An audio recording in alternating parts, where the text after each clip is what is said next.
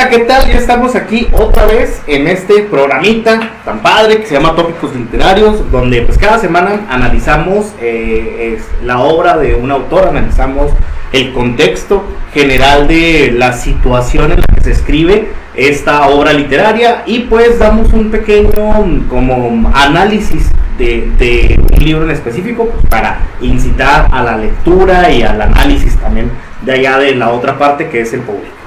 Así es, Manuel, y pues ahora pues tenemos la tarea de decirle a nuestros espectadores que pues queremos ver cómo se lee un poema. Esa es la temática de hoy, basándonos obviamente en un libro de Terry Eagleton, este crítico literario nacido en febrero de 1943 en lo que hoy es la Gran Manchester, en Inglaterra. Y pues Terry Eagleton, como un gran crítico literario y además escritor también, que es doble cualidad, porque hay críticos literarios que no escriben libros y hay críticos que sí. En este caso me acuerdo mucho de Jorge Luis Borges, que también lo vamos a estar mencionando, claro, que aparte de ser un solapero de libros, escribir solapas, escribir prólogos, que también es parte del acompañamiento de la lectura de los otros, ¿no? Claro. Y obviamente pues hay otros críticos literarios que también escriben. Y en el caso de Terry Eagleton pues es muy evidente que es un artista, es un creador y además es una visión muy crítica de la cultura en general y de la literatura en particular. Exactamente, Terry Eagleton es ahora sí que un crítico contemporáneo, un teorizador de la literatura, es uno de los más importantes teóricos literarios con vida todavía, que todavía podemos aprovecharnos de ellos, dirían algunos, no, aprovechar su obra, y es bastante extensa. También tiene por ahí un libro que a ver si después nos avesamos a Introducción a la teoría literaria, que es muy bueno. O sea, yo empecé a leer una parte para complementar un poquito esta lectura que estamos haciendo de cómo leer un poema, y pues está muy interesante, pero sí exige, un conocimiento previo, ¿no? Sí exige el tener unas bases al menos sólidas como un lector ya de años. Por eso hay que adentrarse, pero hay que adentrarse con cautela, hay que adentrarse con cuidado, porque nos va a exigir no nada más en este libro, en el de cómo leer un poema, nos va a exigir no nada más aprender la parte teórica, sino también aprender la parte de apreciar un buen poema, como hay diversas teorías que él menciona, que obviamente tenemos que de alguna manera haber conocido o habernos adentrado. En especial, yo creo que el que más vamos a tratar ahorita es el estructuralismo ruso, que es otra teoría literaria que, pues bueno, que ahí choca un poquito con lo que dice Terry Eagleton en este maravilloso libro, que es buenísimo. Por donde lo veas, es buenísimo, y es hasta como para la gente que quiere de alguna manera ir más allá, y ahora sí, no nada más disfrutar de la lectura de un poema, sino entenderlo hacia su cabalidad. Sí, la visión de un crítico con una mirada heredada de la visión de Marx, por ejemplo, porque Terry Eagleton fue alumno de Raymond Williams, también un crítico literario inglés, creado en la escuela marxista, pues nos da otra óptica del mundo a través de la literatura en este caso. Terry Eagleton también tiene un libro maravilloso que se llama Terror Santo. Ese libro trata desde la visión nietzscheana de lo dionisíaco y lo apolíneo, la visión del terrorismo en el mundo. Entonces es una mezcla medio rara, pero funciona muy bien a través de la lente de este crítico maravilloso que es Terry Eagleton. Entonces hoy pues vamos a introducirnos a este maravilloso libro, Cómo leer poesía o Cómo leer un poema, ¿no?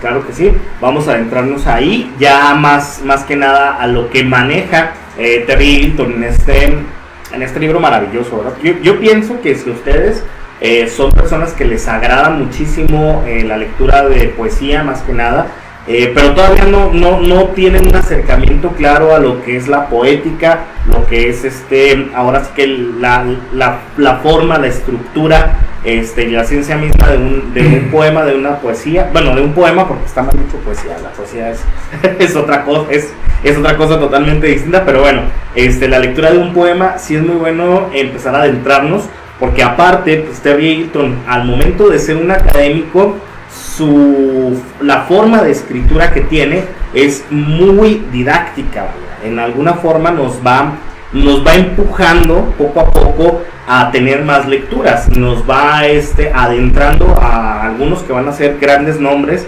dentro de la poesía universal.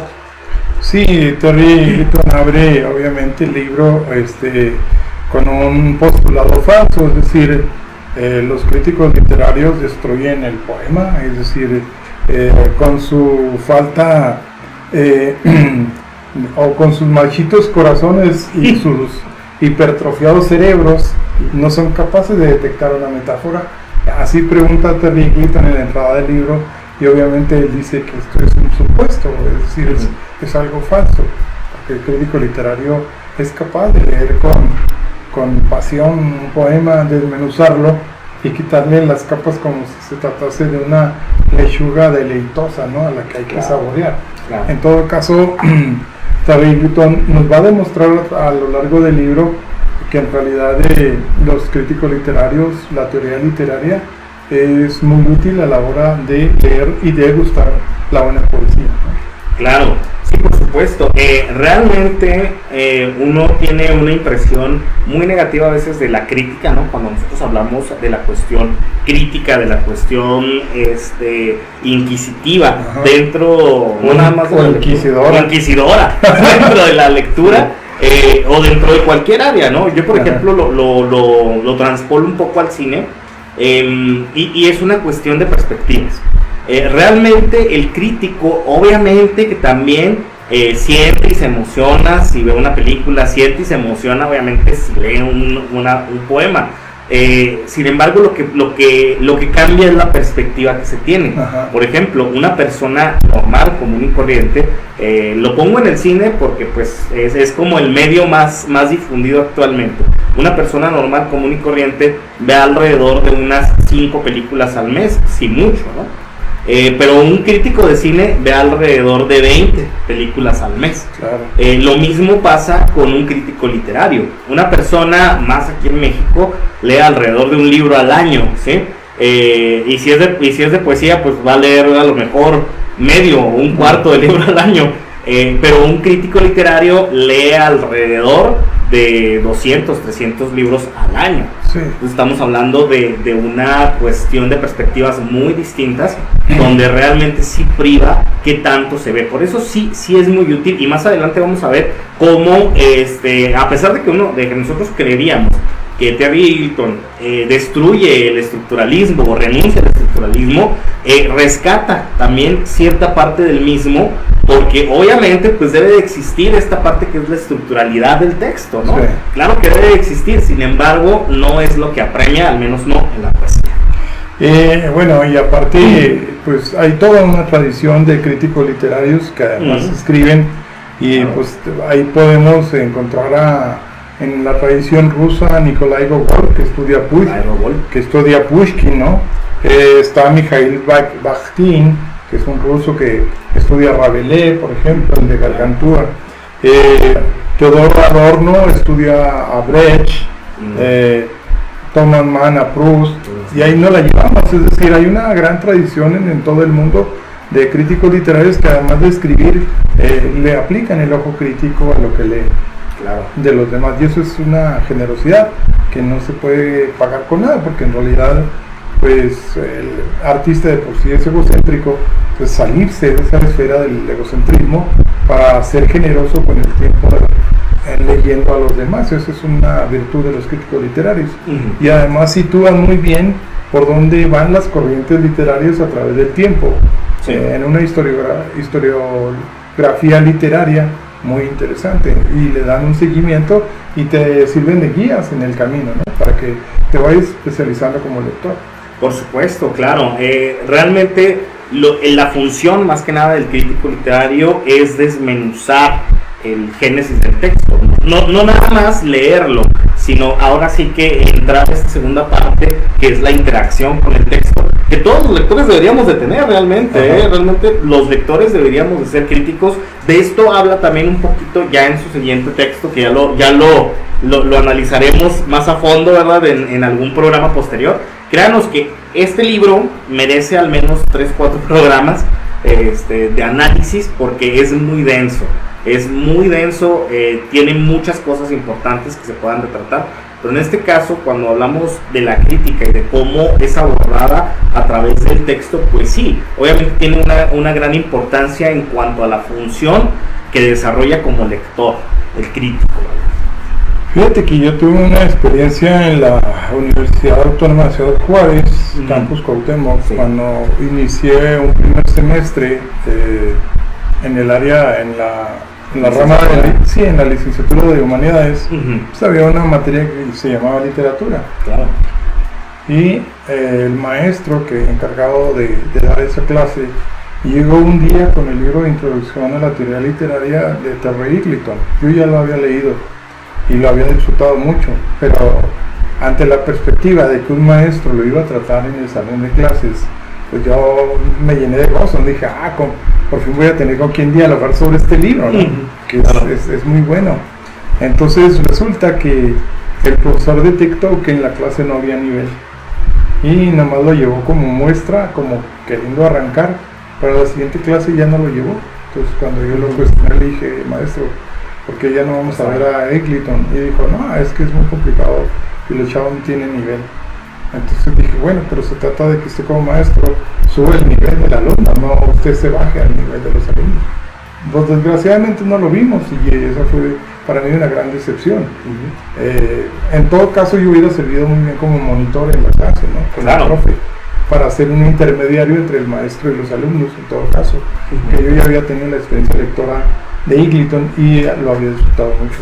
Y esa es la cuestión. Los estudiantes de literatura piensan sobre todo cuando hablan de teoría literaria en la forma, y la forma se olvidan del discurso a raíz de aplicarse tanto en la forma, ¿no? Es decir, si esto rima, si no rima, si tiene música, si tiene, que a final de cuentas viene siendo la parte técnica del texto, pero no es el fondo. Entonces el fondo es lo que importa, ¿no?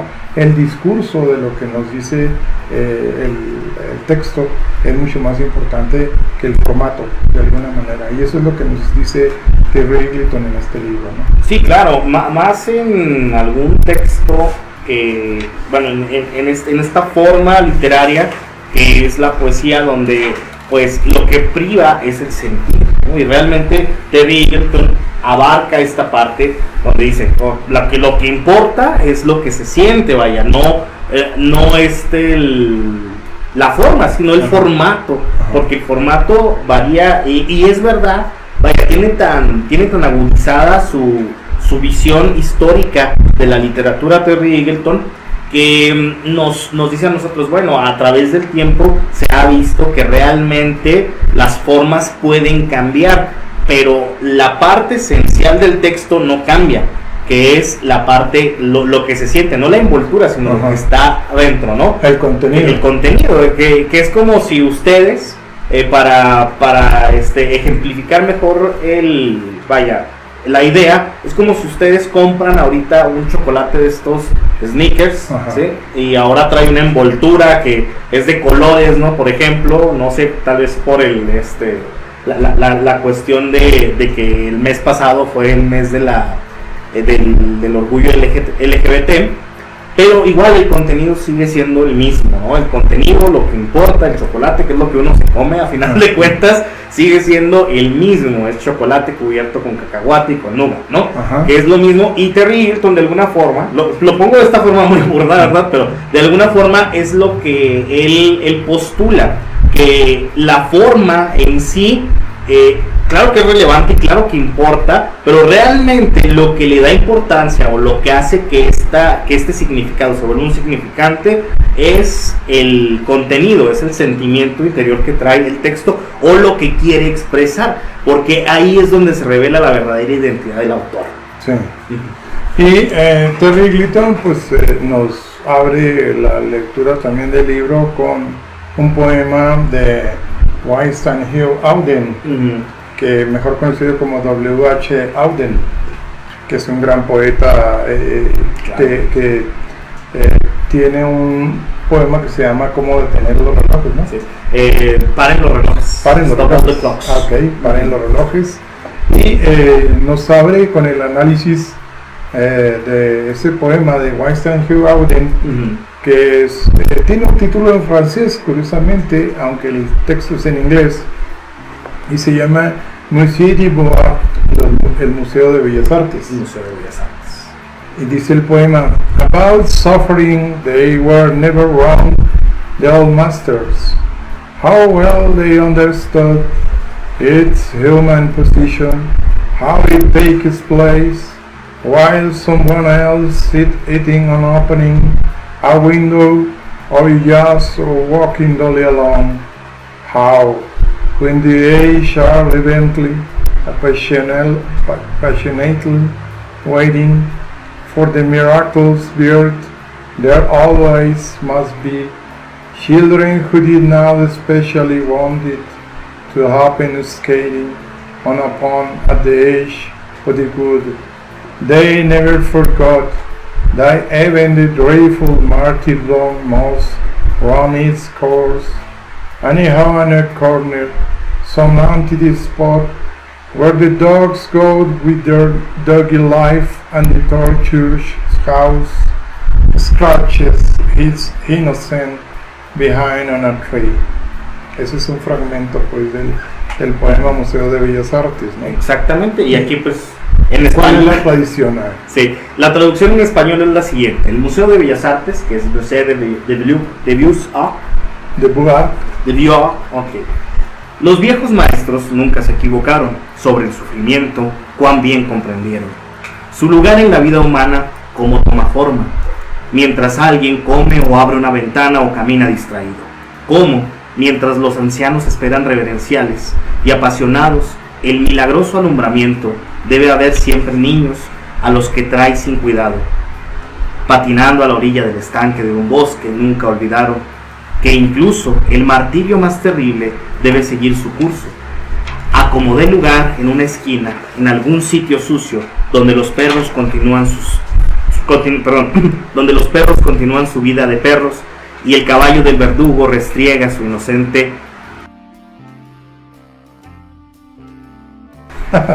Sí. Y bueno, analizando el texto, aunque ahí está acomodado de manera lógica en el lenguaje, sí, que empieza los viejos maestros nunca se equivocaron, y en el poema empieza About suffering they were never wrong, the old masters, con una hiperbatón. Una hiperbatón, sí, claro. Y de hecho sería más interesante, ¿no? Yo digo sí, debe decir nunca se equivocaron sobre el sufrimiento de los viejos maestros, sí, ¿no? O sobre el sufrimiento, o sobre el sufrimiento los viejos maestros nunca se equivocaron. Sí, y ahí estamos viendo cómo también puedes leer a través de la traducción, de una buena traducción, y decir, ok, literal o no literal, y ahí empieza uno a buscarle cómo me gusta mejor leer un poema de otro idioma y traducirlo y convertirlo al español, que es también una tarea interesante, ¿no? La de traductor. Claro. Ahora, el poema es muy bueno porque sí. Terry Eagleton lo enfoca sobre la visión del sufrimiento. Sí. Es decir, los antiguos nunca se equivocaron sobre el dolor, ¿no? Pero luego nos da el poema una lectura de lo cotidiano. Es decir, dice que el martirio más terrible debe seguir su curso y sin embargo, a partir de eso, en una esquina, en algún sitio sucio, incluso donde los perros continúan su vida de perros, y el caballo del verdugo se restriega su inocente trasero contra el árbol, ¿no? Sí, en todo caso, menciona mucho esa idea de que el sufrimiento es una cosa muy particular del hombre, no es pública. Claro. Y por lo tanto en el poema Auden separa ese sufrimiento y dice, las personas pueden sufrir, pero la vida sigue su curso de manera natural. O sea, no hagamos del dolor una cuestión pública. Exactamente. Sino guardémoslo para que sea particular. Y esto contradiciendo al romanticismo que pues delega en el yo, en el egocentrismo, en el yo sufro todo o yo padezco todo y yo gozo todo, basaron todo lo que es el romanticismo anterior. Claro. Auden dice, no, fuera el romanticismo, prefiero ser cruel a ser sentimental, dice Auden. Sí, y de hecho Auden es muy conocido porque finalmente él trata sobre todo esto, ¿no? Sobre la condición de lo cotidiano, y de cómo se contrasta esa parte cotidiana con el sufrimiento. De hecho es algo constante casi en toda su obra. Ajá. Si nosotros hacemos el análisis también, por ejemplo, de Paren los relojes. De Paren los relojes, es lo mismo, ¿no? Está haciendo el análisis de en este caso, un sufrimiento muy personal a través de lo cotidiano, ¿no? Porque dice, paren los relojes, descuelguen el teléfono, no dejen que ladre el perro del un hueso jugoso. Contra un materialismo feroz, ¿no? Contra un materialismo feroz, exactamente. Entonces, es muy interesante porque si nosotros vemos la cuestión estructural del texto, pues realmente cumple con la misma función interna de la emotividad del texto. Entonces aquí vemos cómo Terry Eagleton ilustra esta idea a través del análisis de esta poesía, ¿no? De este poema, perdón, donde sí vemos cómo el centro de toda esta de todo este texto maravilloso, pues es nada más y nada menos que esa cuestión de romper con el idealismo, ¿no? Romper con esta cuestión que nos dice que hay que idealizar todo, ¿no? Sino y irnos a la parte más humana, y ahí en esta parte donde dice que en ese sucio lugar donde los perros viven como perros y el caballo se rasca, ¿no? En un árbol, es una imagen poderosa porque es una imagen real. Sí, porque mezcla lo insignificante de la vida con lo que puede ser terrible como el dolor humano, ¿no? Es decir, claro. Pero el hecho de que los perros hagan su trabajo y los caballos el suyo, y además en medio de una situación de dolor, porque incluso dice que el caballo pertenece a un torturador, ¿no? Sí. Entonces, que al caballo ni le va ni le viene que el torturador, su amo, haga su faena, ¿no? Que es torturar a los otros. Es decir, el dolor como una cuestión descentralizada del ser humano. Sí. Ese es el poema, de decir, ok, voy a contradecir al romanticismo y a decir, prefiero ser frío que sentimental, y decir que la vida humana sí se compone. Es decir, pues sí, tú sufres, hombre, pero tu sufrimiento es particular. La vida de todos modos va a continuar sin él, ¿no? Y luego hay otro texto maravilloso que es en la memoria de William Butler Yeats, que también es un gran ícono de la poesía inglesa, y que Auden también le escribe a raíz de visitar su tumba, y escribe ese maravilloso. Vamos a leer un fragmento nada más, que dice: He disappeared in the dead of winter, the roads were frozen, the airports almost deserted, and the snow disfigured the public statues. The mercury sang in the mouth of the dying day. What instruments we have agreed? The day of his death was a clear cold day. Far from his illness, the wolves ran across the evergreen forest. The Bison River was untainted by the fashionable craze. By morning tongues, the death of the poet was kept from his poems. Y luego leo un fragmento que está al final de la primera parte, que dice: What instruments we have agreed, the day of his death was a dark cool day. Bien, y aquí pues está la parte en español, ¿verdad? En memoria B. Yates.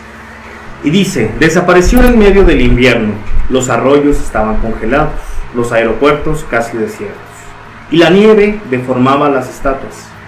El mercurio se hundía en la boca del día moribundo. Los instrumentos con que contamos coinciden en que el día de su muerte fue un día frío y oscuro. Lejos de su enfermedad, los lobos seguían corriendo en los bosques siempre verdes. El río pueblerino no se dejaba tentar por los muelles en boga. Voces enlutadas ocultaban la muerte del poeta a sus poemas. Y nos vamos a la parte del final, que es: ahora están diseminados en 100 ciudades, enteramente abandonado a efectos desconocidos, a hallar su dicha en otra clase de bosque. Igual, ¿no? Sí, es el alejamiento otra vez, sí, ¿no? Sí. Es decir, independientemente del dolor de la muerte del poeta, los lobos corren entre la nieve, ¿no? Uh-huh. Hay una frialdad de la naturaleza enfrentada a una muerte de un gran poeta, del que solo quedan sus versos, ¿no? Uh-huh. Y fíjate que estos dos, a este poeta lo leyó Jorge Luis Borges de manera muy atenta, y uno puede decir, ok, ¿dónde hay una correspondencia entre esta temática de Auden, del alejamiento del dolor humano y de la naturaleza que funciona sin piedad, como una pieza de relojería, no se detiene? Es decir, y obviamente está el Aleph de Borges, y ese gran comienzo del Aleph, que es maravilloso, nos habla precisamente de que Jorge Luis Borges leyó muy bien a Auden, ¿no? Claro. La candente mañana de febrero en que Beatriz Viterbo murió, después de una imperiosa agonía que no se rebajó un solo instante, ni al sentimentalismo ni al miedo, noté que las carteleras de fierro de la Plaza Constitución habían renovado no sé qué aviso de cigarrillos rubios. El hecho me dolió, pues comprendí que el incesante y vasto universo ya se apartaba de ella y que ese cambio era el primero de una serie infinita. Claro, y ahí igual vemos esta parte del rompimiento con el estructuralismo muy bien manejada. Digo, el Aleph es por mucho el libro de cuentos de Borges que más me gusta a mí, ¿no? Incluye textos maravillosos como El Inmortal, como el Aleph, que son textos de alguna manera que nos refieren a este rompimiento. Pero sí, es bien interesante ver esta cuestión donde dice, ¿no? Esta parte me encanta del poema no del poema, del cuento de Borges, porque pues, el Aleph es un cuento, donde dice: pues comprendí que el incesante y vasto universo ya se apartaba de ella, y que este cambio era el primero de una serie infinita. ¿Cómo hace que el universo en su totalidad, en tan pocas palabras, se aparte de una persona, ¿no? Y cómo esa imagen es tan poderosa porque es tan cierta. ¿Sí? Realmente no es que el universo se apartara en realidad, pero la poética hace que el universo, toda esta masa inconmensurable, sí se sienta que se aleje de ese personaje. Sí, bueno, ahí en este caso tanto Auden como Jorge Luis Borges están rompiendo con la famosa falacia patética, que es la idea aquella de los románticos de que la naturaleza compartía el sufrimiento del hombre, ¿no? Es decir, si murió un poeta se notaba hasta en los árboles, ¿no? O en las flores, o en las nubes, o llovía ese día porque estaba triste el cielo, porque había muerto un poeta. Y esa falacia patética pues es rota, en este caso, por esta clase de escritores de alguna manera postmodernista, ¿no? Y lo rompen de manera muy elegante. Digo, generalmente la poesía o la parte poética de los ingleses en algún momento tiene esta tendencia muy elegante, ¿no? Y lo vemos, por ejemplo, en este poema de V. Yates, de W.H. Auden, donde dice esta frase, ¿no? Dice: el mercurio se hundía en la boca del día moribundo. Los instrumentos con que contamos coinciden en que el día de su muerte fue un día frío y oscuro. pero no hace la relación, o sea, hace la separación de esta falacia patética en un, vaya, pero de una forma muy elegante, ¿no? No, y además lo remata cuando está la imagen de los lobos corriendo, a pesar de que el poeta ya en su lugar está enfermo, ¿no? Sí, claro, o sea, estaban jugando, sí, corriendo, ¿no? Sí, a ellos no les importaba el dolor del poeta porque estaban cumpliendo su función sí, natural de bregar a través de la nieve. Sí, claro, y realmente, o sea, el hecho de que fuera un día frío y oscuro, pues es irrelevante. ¿Por qué? Porque pues es el Dead Winter, la muerte del invierno. Ajá. Aquí le ponen en medio del invierno, pero en el Dead Winter es como la parte más intensa del invierno, vaya. Sí. Es muy interesante ver cómo esta cuestión está tan presente pues en toda la... No me he leído toda la obra poética de W.H. Auden, he leído alguna parte porque me gusta mucho el autor, y también es muy difícil encontrar traducciones buenas de W.H. Auden, más que nada porque algunas figuras no cascan en el idioma como tal, pero sí se nota mucho este rompimiento, y es muy interesante porque a final de cuentas pues el sentimiento está ahí, pero el rompimiento es fascinante verlo.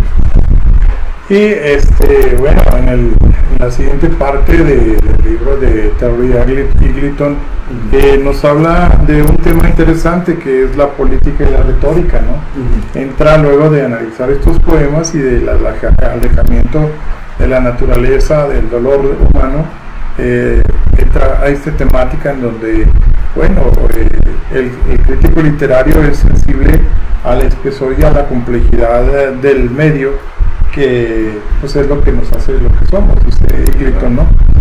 Nietzsche se presenta a sí mismo como un modelo o como un maestro de la lectura lenta, entre comillas lenta, porque ahorita todo es veloz, todo es de la fugacidad. Digamos, yo comparo el siglo con esa imagen maravillosa del diente de león que encierra una belleza perfecta, pero es una belleza que se extingue rápidamente, ¿no? En cuanto sopla cualquier vientecillo, entonces el diente de león vuela, ¿no? Claro. Hay una fugacidad en la belleza, y el posmodernismo ve y contempla el mundo de esa manera, es decir, el mundo es un diente de león que se difumina, ¿no? En el aire. Sí, de hecho, Terry Eagleton aquí aborda esta parte de que ya actualmente pues hay una cultura de la inmediatez, ¿no? De que todo queremos que sea rápido, que todo queremos que funcione o que tenga su función, ipso facto, ¿no?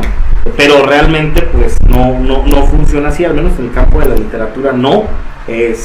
Personas que ya tengan años leyendo se van a dar cuenta de esto, que para que un texto funcione tiene que haber una cuestión de años en los que pasen. Y yo siempre he puesto el ejemplo de esta parte de la inmediatez cuando lees, por ejemplo, a maestros de la narrativa, digamos, de la narrativa a largo aliento, que son, uno de ellos es casi el inmejorable autor de este libro maravilloso de por quién doblan las campanas, el poderosísimo Ernest Hemingway. Digo poderosísimo porque era poderosísimo, ¿no? El tipo en sí, pero ahí, por ejemplo, por quién doblan las campanas, toda la trama trata sobre hacer volar un puente, y no les voy a hacer un spoiler literario de esto, pero yo fue hasta que ya tenía más o menos unos 28, 29 años cuando volví a leer este libro y me di cuenta el por qué se toma tanto tiempo este aspecto de hacer volar un puente, ¿no? Y es algo que solamente lo vas adquiriendo a través del paso del tiempo. Esto no es algo que yo te pueda decir, no, es que mira, tú lo comprendes porque funciona, no, eso es algo que se adquiere dejando reposar el texto. Creo que también después voy a apreciar mucho El viejo y el mar, espero, pero creo que es algo que lleva un tiempo y que la literatura lo exige de esa manera. Bueno, hablando de los tiempos de la máxima velocidad en la que vivimos, Sí. de ahí los títulos de ciertas películas como Rápido y Furioso. Rápido y Furioso. Se quiere hacer todo. De la comida rápida. La comida rápida. Bueno, la cuestión, dice Nietzsche que él prefiere practicar la lectura lenta, porque la lectura lenta es una forma de criticar a la modernidad. La modernidad que está siendo absorbida por el rayo, ¿no? Claro. Porque el rayo es lo más veloz que se puede ser y de alguna manera es estridente y además es lo más veloz que se puede tener como una captación de un fenómeno raro de cierta velocidad extraordinaria, ¿no? Sí, claro. Y para los griegos, volviendo al tema de la retórica, Sí. era importante considerarse un hombre libre a partir del discurso que utilizaba para dirigirse a la gente. Es decir, el hombre libre era aquel que era capaz de convencer con palabras de ciertas realidades, de ciertos hechos, sin llegar a los golpes, sino más bien razonando y contrarrazonando. No en balde de ahí no surge esta mentalidad maravillosa de Platón, ¿no? Que utiliza la dialéctica razonable, la dialéctica razonada, para poder convencer al otro. Y esta dialéctica maravillosa es la que nos heredan los griegos, pero tenía que haber un discurso de fondo. En todo caso, había una lentitud en el aprendizaje, pero ya aprendidos los principios de la retórica se quedaban para siempre, ¿no? Por supuesto, sí. Hay una verdad absoluta en eso, y es que esta parte de la retórica, del afirmar, vaya, pues sí requiere un proceso mental, digamos, un poquito más denso, ¿no? en esta forma de expresión. Y pues sí, también sería bueno ahí refrescar un poquito la lectura de los clásicos griegos, que también pues, nos ayudarían un poquito a esta parte de comprender cómo el autor trata de hacer eso, ¿no? Cómo el autor trata de convencer, cómo el autor utiliza su dialéctica de alguna forma, pero aquí en un modus más creativo. Con el paso de los siglos, esta retórica griega maravillosa empieza a difuminarse y a raíz del siglo XVII, del siglo del racionalismo, empieza a verse la retórica como la conocemos hoy, es decir, como un elemento hueco, falso, para tratar de convencer a alguien. Claro. Y es la misma retórica que se usa en el discurso político, por ejemplo, sí, y en todos los ámbitos. O sea, los políticos, si quieres aprender de esa retórica hueca o vacía o banal, pues no, ponte un candidato de X partido. De alguna manera entierra de ciegos sectores del rey, es decir, en un país de no lectores, pues el que medio lee es profeta, El que medio lee es profeta. Y en este caso los políticos han logrado erigirse como los dignos reyes de la retórica vacua. Ahí está el caso Javier Corral, que a través de ser plurinominal por varios periodos, se lanza con una retórica salvaje a criticar al gobierno de Peña Nieto, y eso le retribuyó que los chihuahuenses se fijaran en él y haya sido elegido gobernador de Chihuahua, que ahorita está dando pésimos resultados. ¿Qué quiere decir? Que su retórica vacua fue efectiva. Sí, al final de cuentas la retórica vacua, pues que vaya, es este discurso vacío, sin fondo, sin esencia, que se sirve de la parte estructural, es lo que a final de cuentas demuestra al paso del tiempo su vacuidad, su vacío, su inerte interior, vaya, que no tiene una reacción misma. Y pues si hay un campo en el que se puede ver que los personajes o los actores lo hagan, y lo hagan lo hagan para su pesar bien, es en la política, donde de todos los colores, de todos los partidos, hay una cuestión de promesas vacías, de estructuralismo hueco, de interpretación ahora sí que también vacía, porque realmente lo único que se busca, o lo único que hacemos cada vez que hay elecciones, es tener un concurso un rancio concurso de popularidad donde el que gana no es el más capaz, sino que es el que mejor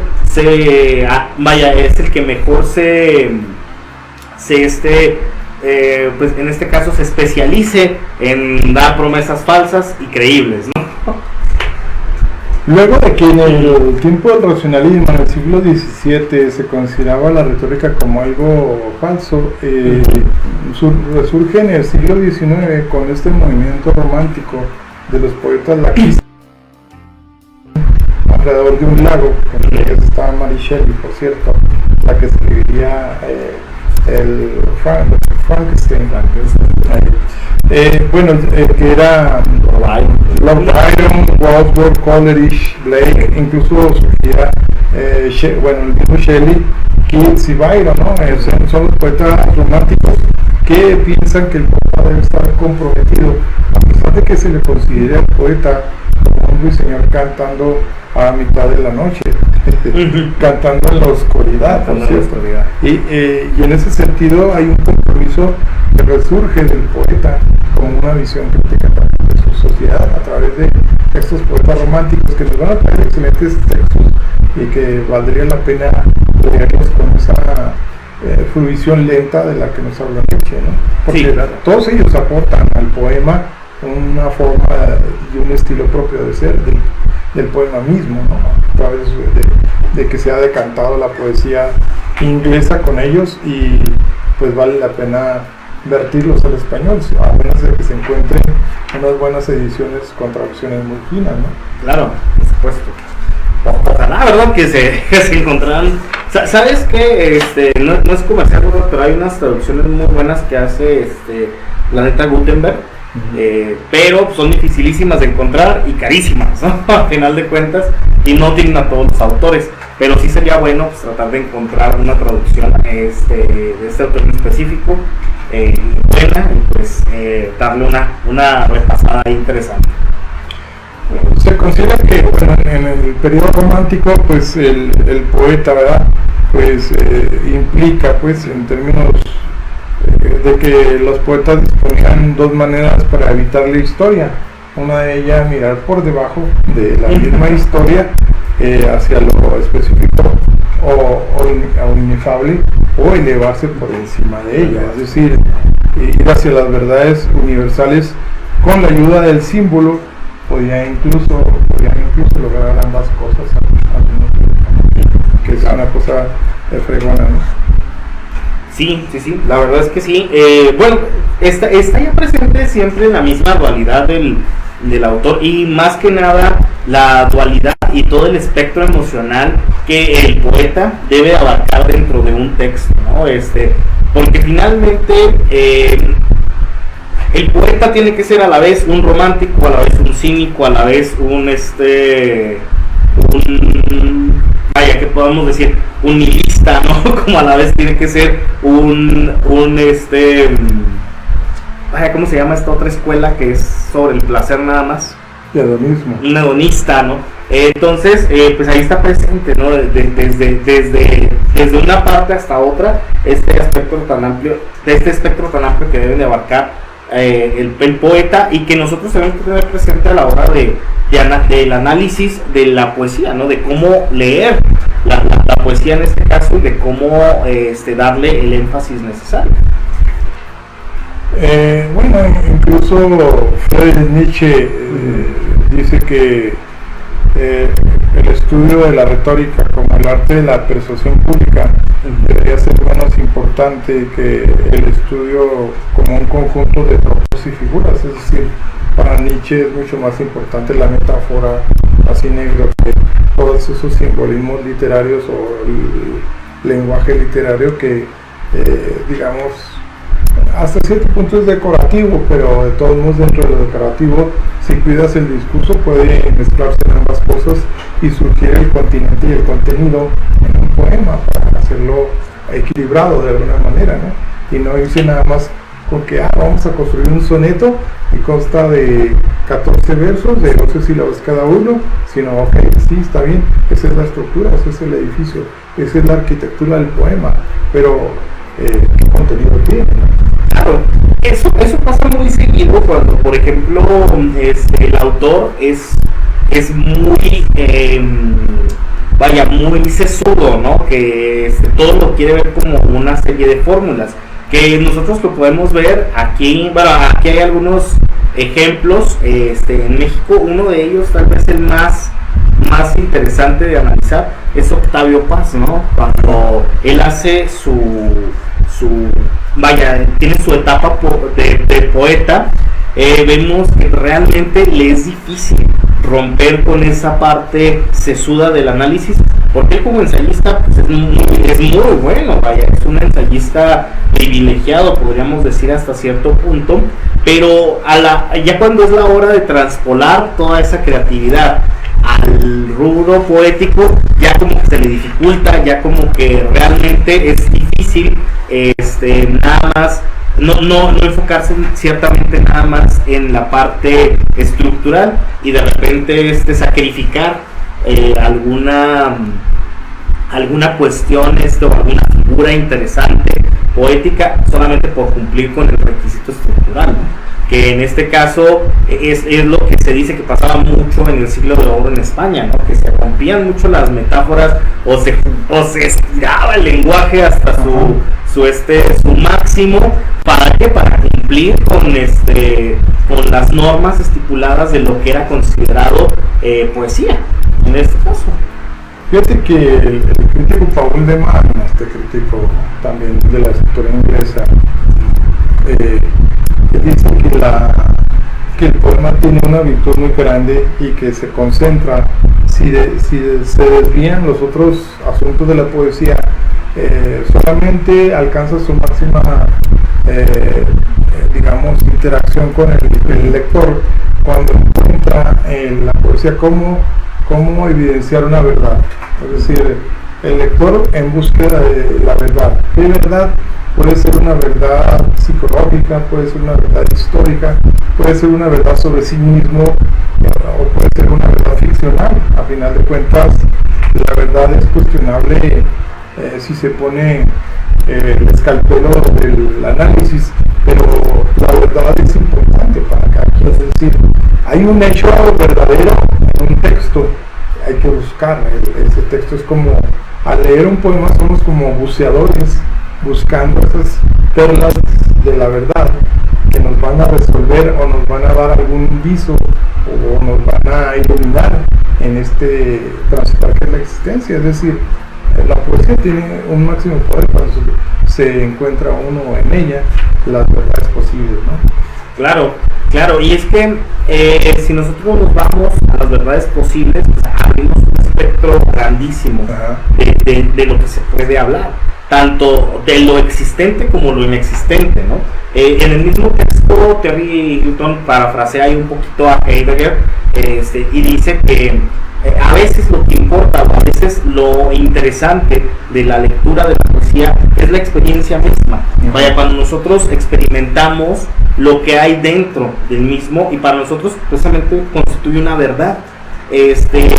¿Por qué? Porque realmente el mundo estructurado y real, externo, fuera del mundo onírico y precioso que nos maneja la poesía en algún momento, este otro mundo en el que vivimos todos los días nos ha despojado de muchas cosas, ¿no? Nos ha quitado el mito, nos ha quitado la magia, nos ha quitado muchísimas cosas que son una verdad tangible y real dentro del texto literario, y eso lo hace muy interesante, lo vuelve hasta cierto punto, hace que hasta cierto punto resuene en la sensibilidad del lector.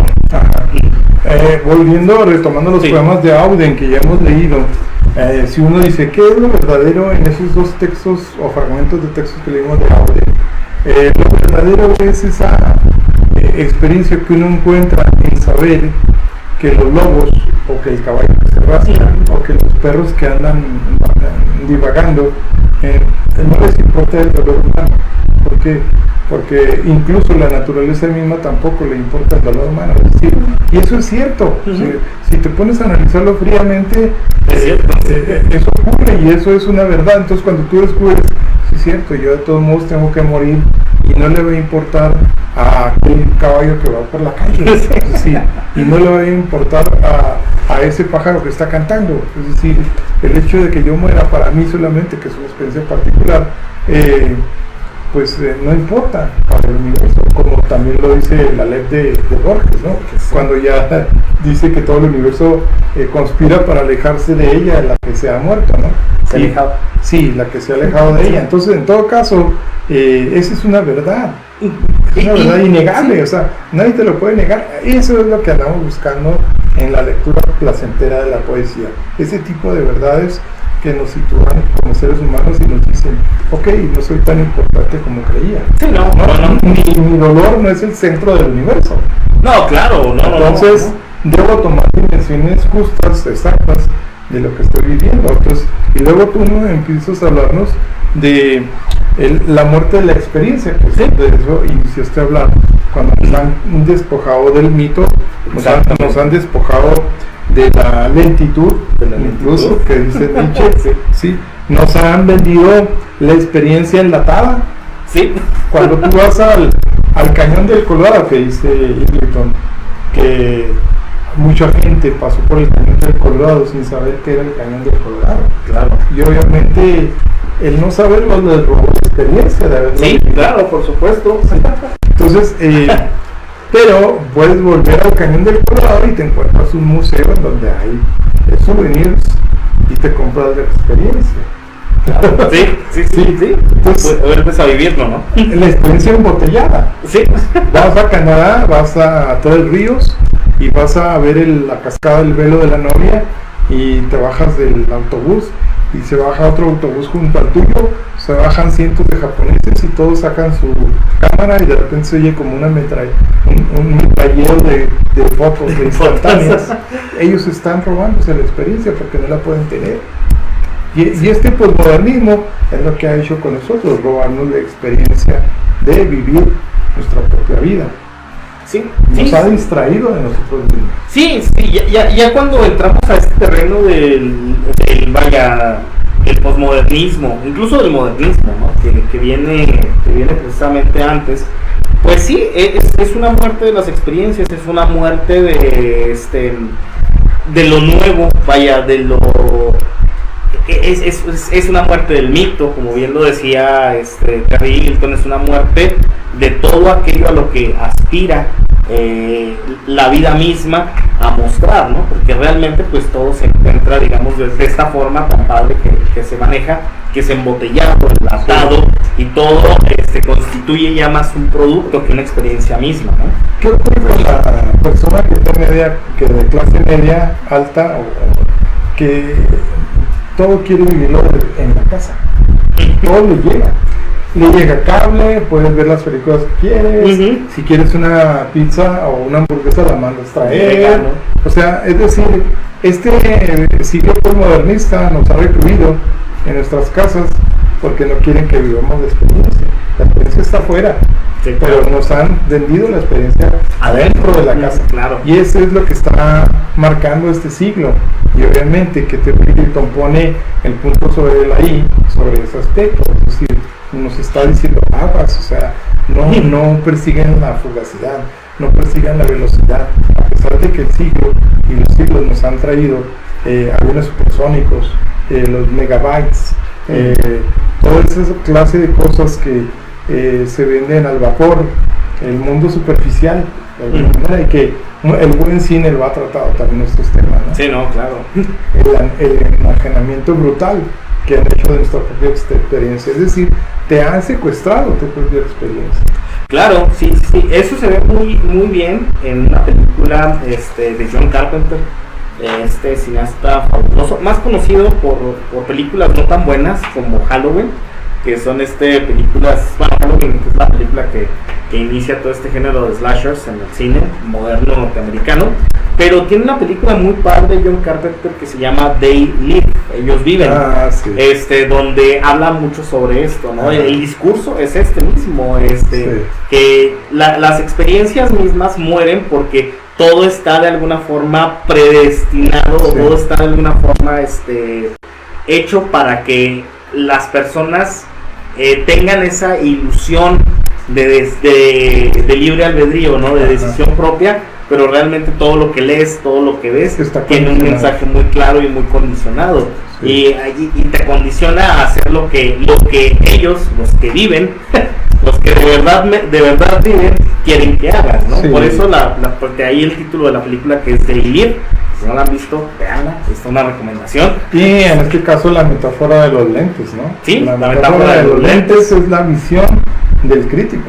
La visión del crítico, la lectura, que también en una entrevista con John Carpenter, que le decían, oye, ¿por qué él sí? No, pues es que él usa lentes, él lee. Bueno. Entonces, es muy interesante, y no quedan, porque no usamos lentes porque leamos, es al revés, ¿no? Lees no lees por usar lentes, sino que usas lentes porque lees, en cierto caso. Pero sí, es muy interesante verlo desde ese punto de vista, porque habla sobre esta muerte de las experiencias, que es algo bien fuerte. Eagleton analiza que, bueno, después de que Nietzsche proclamó la muerte de Dios a través de sus libros escritos, donde dice que el nihilismo es la máxima prueba de la no existencia del hombre. Por lo tanto, Dios ha muerto, dice en una de sus célebres frases. Eagleton dice que el tiempo postmoderno ha traído la muerte del burgués, es decir, la muerte del hombre, a través de este robo, de esta trasplantación de la experiencia falsa, ¿no? Es decir, la vida real es esta y no esta, y te secuestran la verdadera experiencia. En ese sentido, Eagleton puntualiza como crítico sobre las cuestiones del cómo ver y cómo leer el mundo también, a través de, no solamente el poema, sino cómo podemos leer el mundo. ¿Sí? Por supuesto. No, es que ya ahí estaríamos entrando en un terreno ya más extenso, que nos hablaría un poco más, no solamente del significado mismo de leer la realidad desde otro punto de vista que rompa con el estructuralismo, sino ya más bien casi una cátedra de cómo vivir, ¿no? De cómo experimentar la vida misma en sí, no solamente el texto. El poema viene siendo, según Eagleton, como una forma de ordenar el caos. Es decir, un poema para Eagleton es secretamente una versión del Estado bien ordenado. Sí. Contrariamente a lo que quería Platón, expulsar a los poetas de la República. Claro. En este caso, Eagleton dice, no, el poeta es la versión acomodada del Estado, es decir, hay un orden. Y cada cosa en un poema debe estar muy bien acomodada, ¿no? Hay un orden también en el poema, por lo tanto, habiendo orden no hay caos. Y el poema es una marca o una muestra de que no hay caos. En este caso, pues está un fragmento de T.S. Eliot, que dice, sobre todo en un fragmento de 4 cuartetos, no en Tierra Baldía, que T.S. Eliot viene siendo también en los años 20 un bastión de la poesía moderna, con La Tierra Baldía, ¿no? Cuando escribe La Tierra Baldía, la escribe con ese mismo ímpetu de despersonalizar al autor, de decir, el yo queda afuera, queda eliminado, solo existe la experiencia del vivir. Por eso La Tierra Baldía se nos hace tan ajena cuando la leemos, porque no encontramos al poeta romántico, encontramos al lenguaje mismo, sí, que está citando una realidad que a la vez que cita la realidad se descita, es decir, como el tejido de Penélope, sí, se teje por un lado y se desteje la realidad por otra, es decir, La Tierra Baldía es eso, no encontramos nada, está todo hueco, es algo vacío. Incluso hay un poema que se llama Los Hombres Huecos también, que va a aludir a esa inexistencia, a ese páramo del que nos habla Juan Rulfo también en Pedro Páramo, ¿no? Y en todos sus cuentos, ¿sí? Sí. Hay una carencia, hay un desierto en la cuestión del poema. Y Eliot, en el fragmento de 4 cuartetos, dice: "And every phrase and sentence does us right where every word is at home, taking its place to support the others, The world neither divided nor ostentations. On easy commerce, the old and the new. The common word is acted without vulgarity. The formal word precise but not pedantic. The complete consort dancing together. Every phrase and every sentence is an end, a beginning. Every poem, un epitaph. Es decir, cada frase, cada oración es la justa, donde cada palabra está como en casa, dice él. Sí. La traducción está en casa, ¿no? Está como en casa. En casa. Sí. Tomando su lugar para apoyar a las otras. ¿Sí? La palabra que no es tímida ni ostentosa ni de fácil comercio entre lo viejo y lo nuevo. La palabra común, exacta, sin vulgaridad. La palabra formal y precisa, pero no pedante. La completa pareja danzando junta. Cada frase y cada oración es un fin y un comienzo, y cada poema es un epitafio, dice en ese fragmento de 4 cuartetos que José Luis Pacheco vertió durante toda su vida, ¿no? Y yo creo que si le hubiera quedado un año de vida, todavía seguiría vertiéndolo, ¿verdad? Sí, porque ¿no? No estaba satisfecho. No, claro, Sí. claro, igual que pasó con José Gorostiza, ¿no? Y su muerte sin fin. Y entonces, si las palabras están soldadas de esa manera, no ese orden justo, no suenan más que a ponerle los clavos en la caja, ¿no? Como un epitafio, Sí. O sea, todo queda en su justo orden y todo en paz. ¿Sí? En ese caso, ¿no? Sí.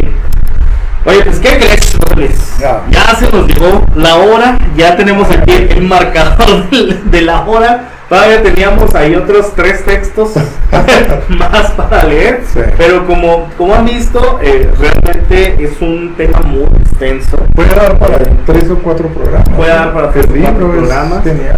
El libro es genial, por ahí, pues si lo pueden conseguir, consíganlo, léanlo, vayanle dando ahí un poquito de lectura. Realmente aquí no hemos abarcado más de 40 páginas en más de una hora. Es de 200. Es de 200 páginas, no hemos abarcado, parece que sí llegamos como a la página 50 por ahí. Pero no, es un libro muy, muy extenso, muy lleno de conceptos que son necesarios e imprescindibles, al menos a mi parecer, para comprender un poquito mejor toda esta parte interna de la poesía y cómo acercarnos a ella más que nada, ¿no? Sí, esperamos que en este tiempo, en este lapso que hemos estado aquí, al menos con esa muestra de textos en versión inglesa y en español, se han acercado un poquito a la comprensión del poema, que de eso se trata, y de eso intenta Terry Eagleton con su libro Cómo leer un poema, ¿no? Exactamente, sí, realmente el libro tiene como propósito ser una especie de guía para un mejor acercamiento a la poética, a la poesía, al poema, y entenderlo desde todos sus frentes. Muchas veces nosotros nos acercamos a un libro y a lo mejor no le damos la oportunidad por esa parte de la inmediatez, o por esta cuestión de que decimos, es aburrido, pero hay que saber acercarse también a la lectura. No es nada más acercarse por acercarse, sino tener conciencia de nuestras fortalezas y debilidades a la hora de acercarnos a un texto, y fortalecer nuestras flaquezas para poder entenderlo mejor o apreciarlo pues en todo su esplendor. ¿Sí? Entonces la propuesta para ustedes video escuchas es que la siguiente semana es necesario que analicemos una pequeña novela y luego retomamos la continuación de este. Sí. Y así nos vamos a ir alternando para no ser también tan pesados en este tipo de análisis sesudo de la literatura, ¿no? A través de este crítico literario inglés. Sí, que, híjole, de verdad, si a ustedes les interesa el estudio, ya más profundo de la literatura, pues léanse a Terry Eagleton, ¿no? Realmente no se van a decepcionar. Es una tristeza, y la otra vez estábamos platicando eso fuera del aire, es una tristeza que muchas veces en escuelas de alto nivel que se dedican a la enseñanza de la literatura, no estoy hablando de escuelas que tienen algún programa donde meten literatura en nivel profesional, sino escuelas de alto nivel que enseñan literatura, la carrera de letras, no conozcan o no tomen en serio la teoría de Terry Eagleton o las premisas de Terry Eagleton, siendo que pues son tal vez unas de las más completas, y se nota que el autor de verdad tiene un conocimiento no solamente en letras, sino también en filosofía, también en la cultura en general, ¿no? Sí. Es un autor de verdad muy completo, que vale la pena regalarle el tiempo para aprender un poquito mejor toda esta parte teórica de la literatura, que es teoría literaria en su más pura forma. Hay otro crítico buenísimo que es Harold Bloom, y que en posteriores programas vamos a tratar de abordarlo, ¿sí? Y esa es la idea también de este programa, ¿no? Tópicos literarios. Hoy tocó cómo leer un poema, un acercamiento, y luego vamos a darle continuidad hasta terminar con este libro maravilloso de Terry Eagleton, y que ustedes hayan disfrutado con nosotros esta lectura, ¿verdad? Esta lectura, pues les agradecemos, le agradecemos también a José Luis por esta revisión histórica desde Platón hasta Nietzsche y Heidegger, que se estuvo haciendo el análisis de todo lo que conlleva, que son las lecturas, las lecturas auxiliares para Terry Eagleton. Y pues no nos queda más que agradecerles muchísimo que nos regalen su tiempo, decirles que la siguiente semana estaremos aquí con el análisis de otra obra literaria, de otro autor, y posteriormente continuaremos con Terry Eagleton. ¿Algo más que quieras agregar, Néstor? No, pues agradeciendo el espacio que nos brindan, y esperamos seguir entrando a sus hogares. Muy bien, y nos vemos la siguiente semana. Cuídense mucho, lean mucho también. Bye bye. Bye.